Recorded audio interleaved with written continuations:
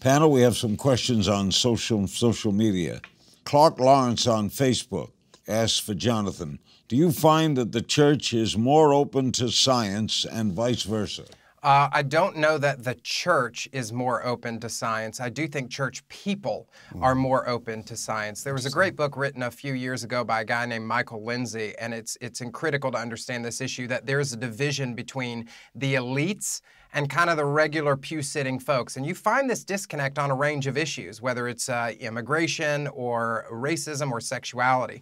I think that church leaders, the gatekeepers, the powers that be within church institutions tend to be pretty antagonistic towards science. But when you talk to their college-educated, pew-sitting congregants, I think you're finding that those people are trying to navigate a faith that doesn't cause them to have to abandon what science is telling us is really true. Pastor Chad Stephen McCullough on the Larry King Now blog. Do you find that there is more synergy between different religions now?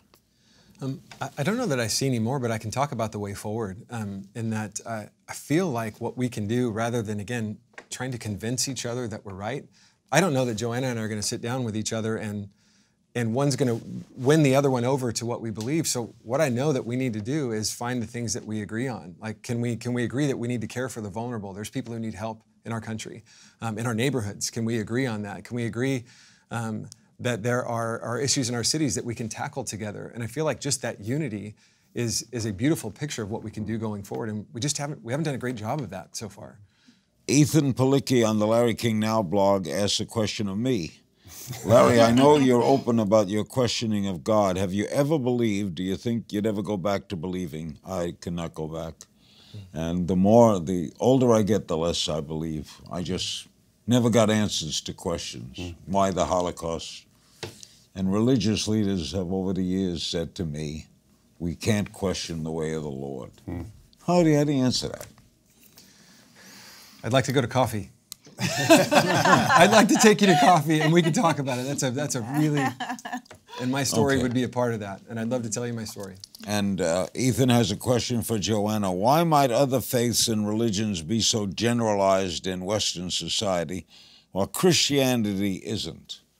Does that bother you? Generalized. I'm not quite sure the question. Well, the rest of he's saying that the other religions tend to, Christianity seems to be off by itself. I mean, I have so many opinions on this. And again, for me, it goes back to patriarchy. It goes back to colonization. It goes back to dominant culture needing to overtake, the faith beliefs of systems that were already in place. Why does it have to do that? Yeah, why does it have to do that? Exactly. Why do we have to dominate one another? Why? Exactly. We could just ask why back and forth. I'm not sure, and I don't necessarily agree with it. Dr. Flory Ethan also asks, why might a citizen of the UK or Canada not be as religious as in America? Do you foresee America reaching the same lower levels of religious practice as those countries? My initial response is it's difficult for sociologists to talk about individuals. That's good.